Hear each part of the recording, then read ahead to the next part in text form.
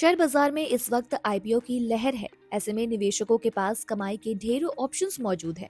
अगले हफ्ते 5 नए आईपीओ शेयर मार्केट में कदम रखने वाले हैं। ये पांचों ही आईपीओ एसएमई कैटेगरी के होंगे, यानी अगले हफ्ते कोई भी मेन बोर्ड आईपीओ नहीं आ रहा है।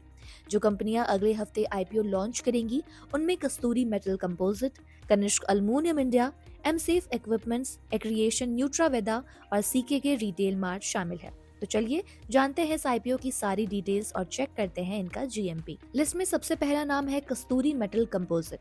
कस्तूरी मेटल कंपोजिट का आईपीओ 27 जनवरी को खुलकर 29 जनवरी को बंद हो जाएगा।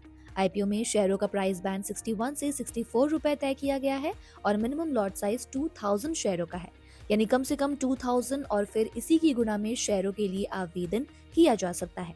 आपको बता दें कि इन्वेस्टर गेन के अनुसार इसका जीएमपी फिलहाल 0 चल रहा है।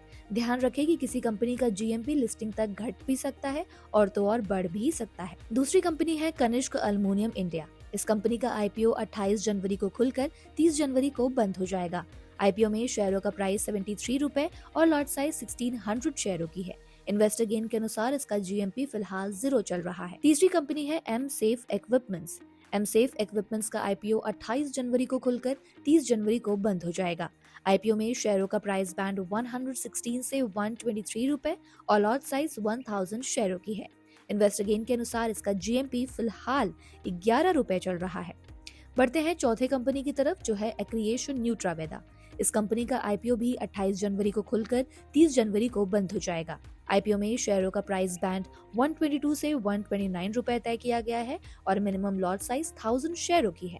इन्वेस्टर गेन के अनुसार इसका जीएमपी फिलहाल 0 चल रहा है। लिस्ट में आखिरी कंपनी है सीके के रिटेल। इस कंपनी का आईपीओ 30 जनवरी को खुलकर 3 फरवरी को बंद होगा। आईपीओ में शेयरों का प्राइस बैंड 155 से 163 रुपए तय किया गया है और लॉट साइज 800 शेयरों की है।